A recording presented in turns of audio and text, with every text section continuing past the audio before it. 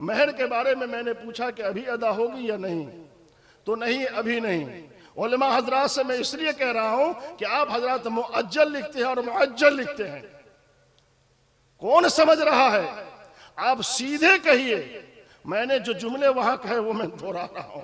मैंने कहा कि अल्हम्दुलिल्लाह निकाह के सारी तैयारी इन्होंने की, लेकिन दूल्हा बाबू किसी माली परेशानी में मुब्तला हैं।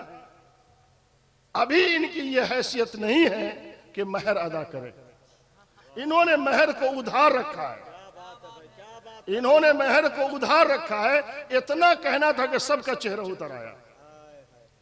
मैं आप उलमा से कहना चाहता हूं कि अभी रमजान के बाद दाखिला होगा, फार्म पे आप लिखते हैं मुस्तती गैर मुस्तती। कौन समझता है? बाप तो मुस्तती गैर मुस्तती के नाम पे कोई आप तोहफा दे रहे हैं उनके मुंह में, उनको आप हार पहना रहे हैं फूलों का। आप साफ लिखिए, फार्म पर साफ लिखिए, आप अपने बेटे को ज़कात का माल खिलाएंगे या अपनी गाढ़ी कमाई से खिलाएंगे? वाज़े वाज़े कहिए, फार्म पे साफ लिखिए, हिंदी में भी, अंग्रेजी में भी, उर्दू में भी, और पढ़ के सुना दीजिए। आप अपने बच्चे को ज़कात का माल खिलाएंगे या आप अपनी गाढ़ी कमाई का पैसा इनके खिलाने पर खर्च करेंगे? 2 कॉलम बनाइए। वो लोग जो दूसरों को ज़कात देते हैं, वो लोग जो सदक़े देते हैं, वो लोग जो गरीबों को देते हैं, मदरसे में आते हैं तो गरीब इब्नुल गरीब बन जाते हैं। वो कहते माफ कर दीजिए, माफ कर दीजिए, और हमने अपनी कौम को भिखमंगा बना दिया है। माफ करते करते कौम को पांव पर खड़े होने की आदत सिखाइए। तालीम के नाम पर जो कौम खर्च नहीं करेगी, वो कौम तरक्की के ख्वाब देखना बंद कर दे। वो अपने बेटों की तौहीन, अल्लाह की नेमत को की तौहीन वो कर रहे हैं अगर तालीम पर वो खर्च नहीं कर रहे हैं। जनाब भाई मुशीर आलम साहब ने ये निज़ाम जो फीस लेकर के पढ़ाने का शुरू किया, बहुत अच्छा किया। और मैं देखता हूँ बच्चों का मोरल बुलंद होता है, बच्चों का हौसला बुलंद होता है। जैसी ख़ोरिश होती है, मैं यकीन के साथ कहता हूँ, अगर बच्चे ज़कात के मुस्तहिक नहीं हैं और ज़कात का माल उसे खिलाया गया, तो हमने उसकी सलाहियत को लपेटने की पूरी कोशिश की, उसकी सलाहियत का जनाजा निकालने की कोशिश की। वो तो अल्लाह फजल फरमाता है इनकी मासूमियत की वजह से, इनकी इस उम्र की वजह से अल्लाह फजल फरमाता है, इन्हें आगे बढ़ाता है।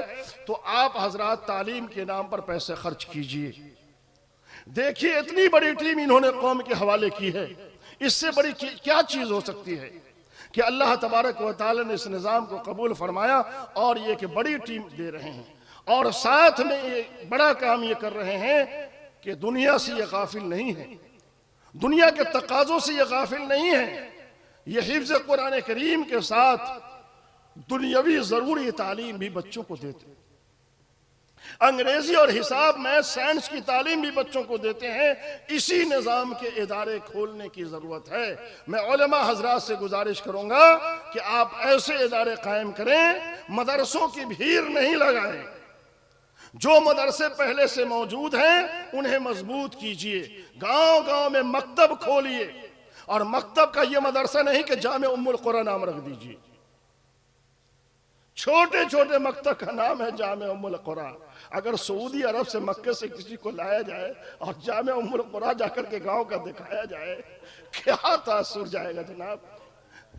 छोटे छोटे मकतब का नाम जामे, मकतब को मकतब कहने में शर्म क्यों आ रही है? कितमाने हक क्यों कर रहे हैं? हक को क्यों छुपा रहे हैं? हकीकत को कबूल क्यों नहीं कर रहे हैं? आप मकतब में पढ़ने पढ़ाने वालों की तौहीन आप खुद क्यों कर रहे हैं? आप क्यों नहीं कहते कि हम मकतब के उस्ताद हैं? आप मकतब के उस्ताद हैं, ये अल्लाह का फजल है। आप ही वो उस्ताद हैं जो अंगुली पढ़ करके, अंगुली पकड़ करके पढ़ाना सिखाते हैं। आप ही वो हैं जो हरकत सिखाते हैं, एराब सिखाते हैं, जबर जेर और पेश बताते हैं। आप वो हैं जिन पर हम कौम का जो आपका एहसान है कौम पर, आप वो हैं कि अगर आप ना होते तो बुखारी शरीफ पढ़ने वाले पढ़ाने वाले ना होते। तो मकतब के उस्ताद को छोटा ना समझा जाए, मकतब की तालीम को कमतर तालीम ना समझी जाए। इमारत शरिया का पैगाम है कि मकतब हर मोहल्ले में हो, और मकतब का ये मतलब नहीं है कि बड़ी बड़ी बिल्डिंग खड़ी हो तभी वो होगा। मस्जिद में भी मकतब चल सकता है, हमारे घर के दरवाजों पर भी मकतब चल सकता है। छोटे छोटे मकतब हो, बड़े इलाके में एक एक बड़ा मदरसा हो, मरकजी मदरसा, उसे मजबूत कीजिए और उलमा हजरात स्कूल की तरफ भी आए, एकेडमी भी खोलें, कॉलेज भी वो खोलें और उसमें फिक्र पढ़ाएं, हदीस पढ़ाएं, कुरान पढ़ाएं। कौन आकर के आपका हाथ पकड़ता है कि आप अपने मदरसे में अंग्रेजी ना पढ़ाएं, आप अपने स्कूल में हदीस ना पढ़ाएं? स्कूल खोलिए, उसमें हदीस पढ़ाइए, स्कूल खोलिए, उसमें फिक्र पढ़ाइए, उसमें अरबी जबान को जबान की हैसियत से पढ़ाइए। बहुत सारे स्कूल वाले हैं जो कहते हैं कि हम अरबी भी पढ़ाते हैं, वो झूठ बोलते हैं। नूरानी कायदा पढ़ा देने को, अम्मा पारा पढ़ा देने को अरबी पढ़ाना नहीं कहा जा सकता है। जिस तरीके से अंग्रेजी की तालीम आप शुरू से आखिर तक लैंग्वेज के एतबार से पढ़ाते हैं, इसी तरीके से अरबी की तालीम पढ़ाई जाए, शुरू से अल्फाज व मानी के साथ, फिर जुमलों की तरफ आइए, तो हमारे बच्चे जो दर्जा अव्वल में हैं वो मैट्रिक तक जाते जाते बेहतरीन अरबी के भी जानकार हो जाएंगे। तो इस तरह अरबी की किताबें स्कूलों में दाखिल की जाएं और मदरसे के भी निसाब पर हमें गौर करने की जरूरत है। मदरसे के जो निसाब है, निसाब मकसूद नहीं है, इस्तेदाद मकसूद है।